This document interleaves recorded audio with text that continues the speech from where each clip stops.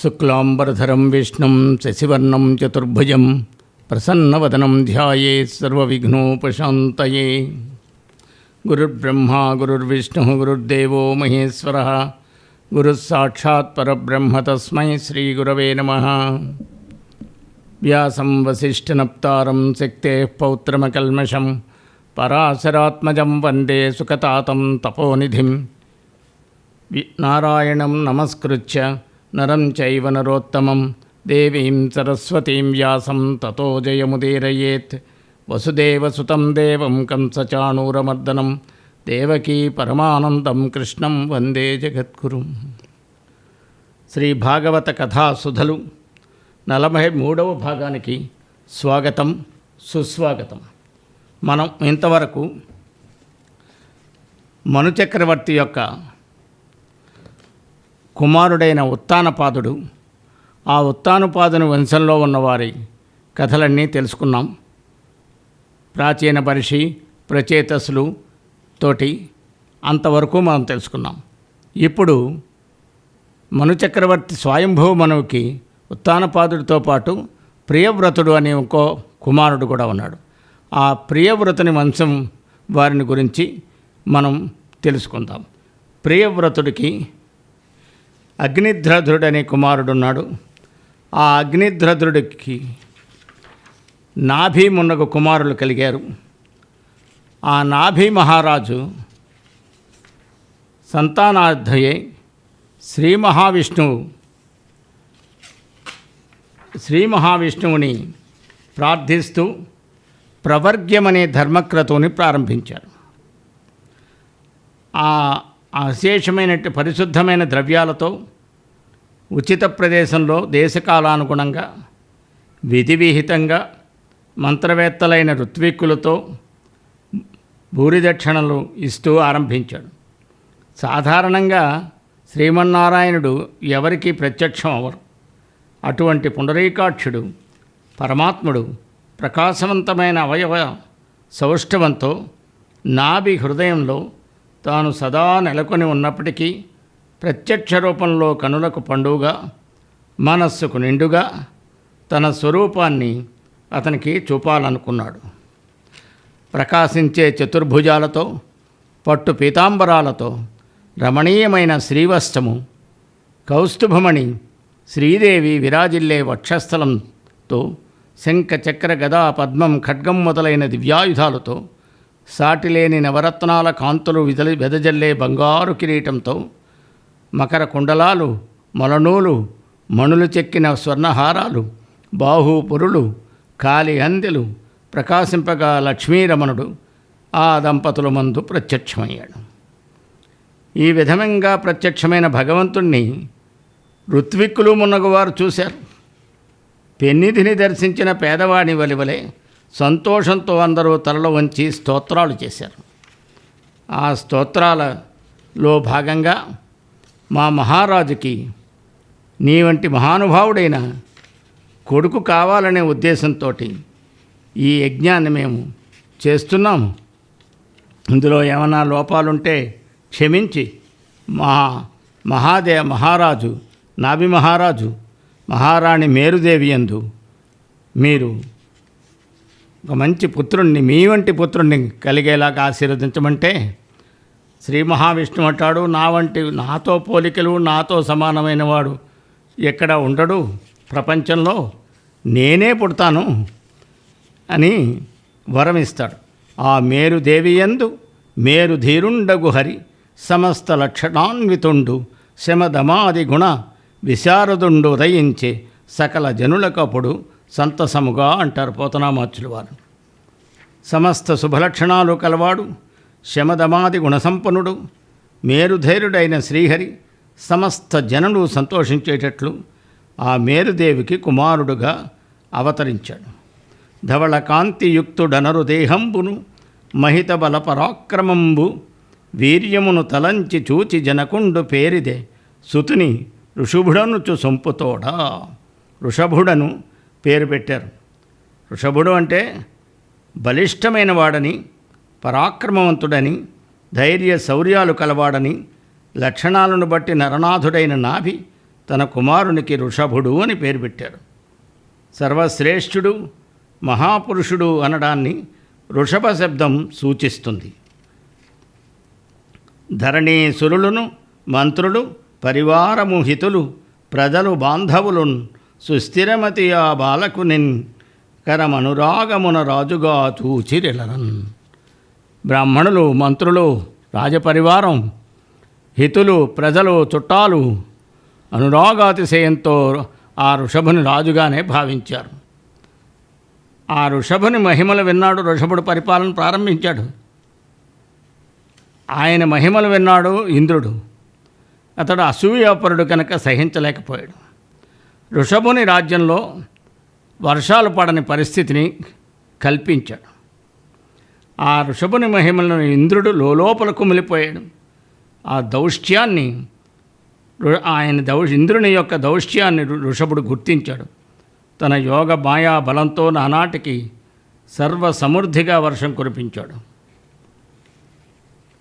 ఇంద్రుడు వర్షాది దేవత, త్రిలోకాధిపతి. తనకు సాటిగా మరొకరు వృద్ధి పొందడాన్ని సహించలేనివాడు. అందువల్ల వృషభుని సాధించ తలపెట్టాడు. యజ్ఞాత్ భవతి పర్జన్యః, యజ్ఞం చేయడం వల్ల వర్షాలు కురుస్తాయని భావం. భగవాన్ వృషభదేవ యోగేశ్వర అని చెప్పబడ్డాడు. ఇందువల్ల ఆధ్యాత్మిక శక్తి కలవాడని భావం. అజనాభం అనే పేరుతో వ్యవహరింపబడే తన భూమండలాన్ని సుభిక్షం చేశాడు. తాను కోరినట్టు కొడుకు పుట్టడం, పెరగడం చూసి నాభి చాలా సంబరపడ్డాడు. పుండరీకాక్షుని మాయ కారణంగా భూలోక ధర్మాలకు అనుగుణంగా నాభి తన ప్రియనందుని నాయనా, నా తండ్రి అంటూ ముద్దాడేవాడు. ప్రజల అభిమానం చూరగొన్నవాడు, అన్ని వర్గాల వారికి ఆమోదయోగ్యుడు అయిన తన కుమారుడు రాజ్యపాలనకు తగినవాడని భావించి పట్టం కట్టాడు. బ్రాహ్మణులకు, మంత్రివర్గానికి అతన్ని అప్పగించాడు.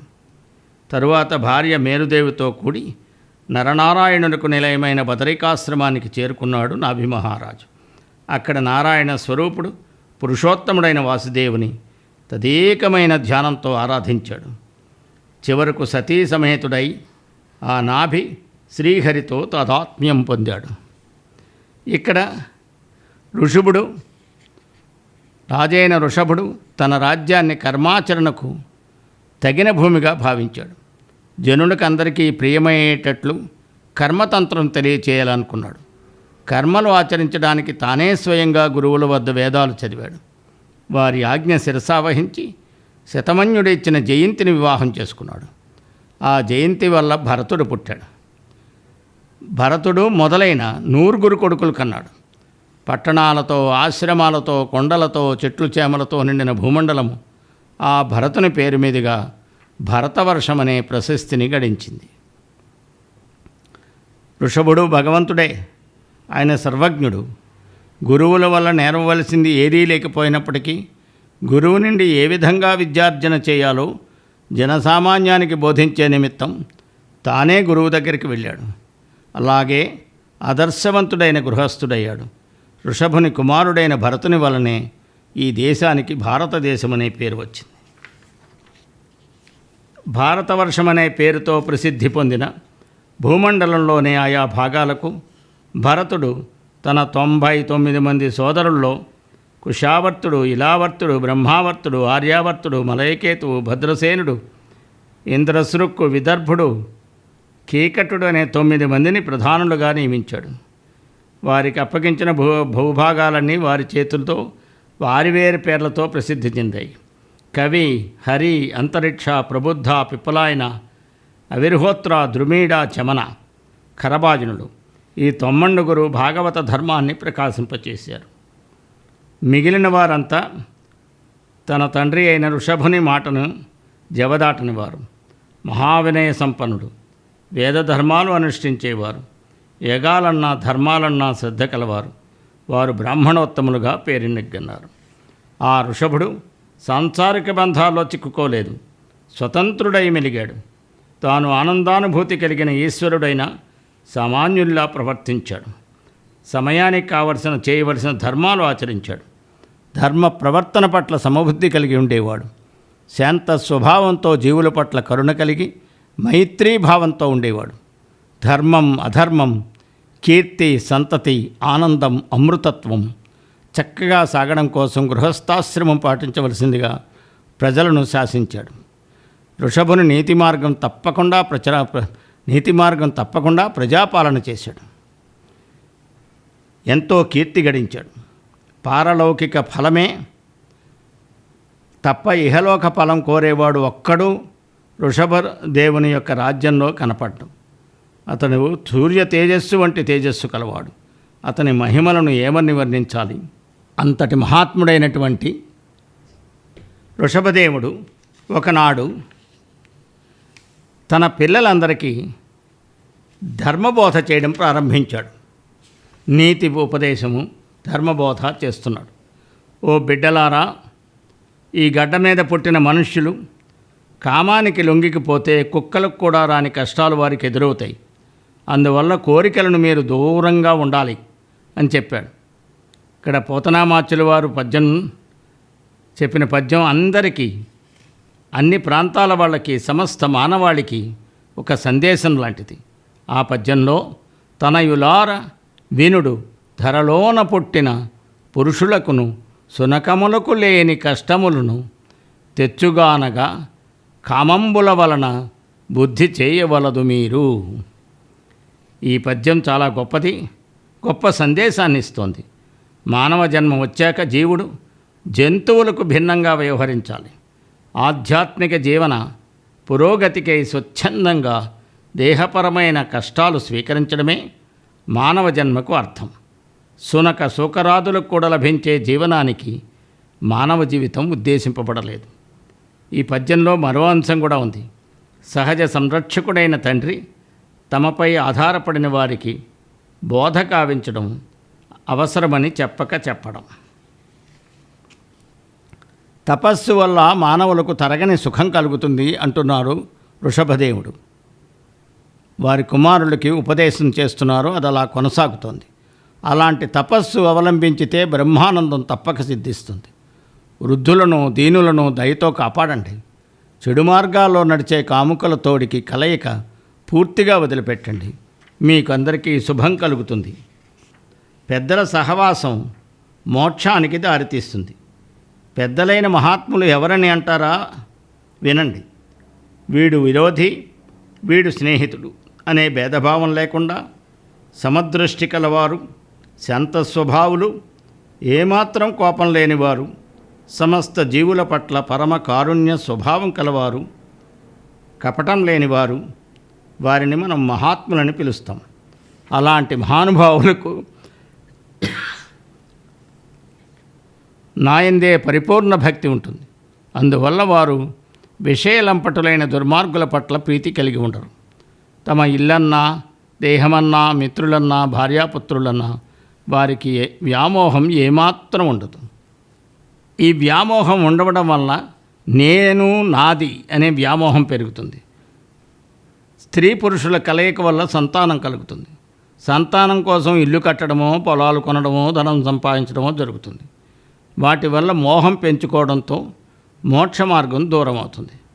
సంసారంలో ఉన్నవారికి ఎప్పుడైతే మోక్షాసక్తి కలుగుతుందో అప్పుడే అతడు సంసారాన్ని వదిలిపెడతాడు.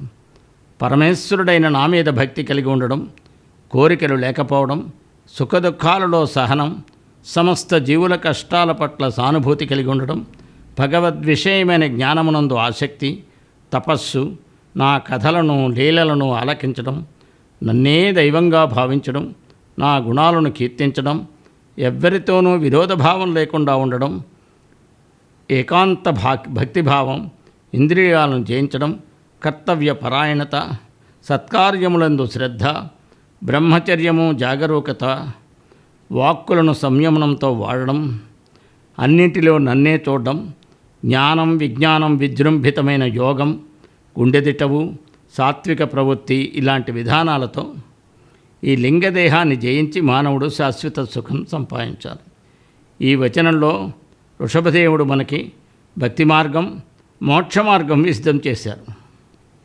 ఈ లింగదేహం అంటే సూక్ష్మ శరీరము. 5 జ్ఞానేంద్రియాలు, 5 కర్మేంద్రియాలు, 5 ప్రాణములు, బుద్ధి, మనస్సు అను ఈ 17 కలిసి లింగదేహం అవుతుంది.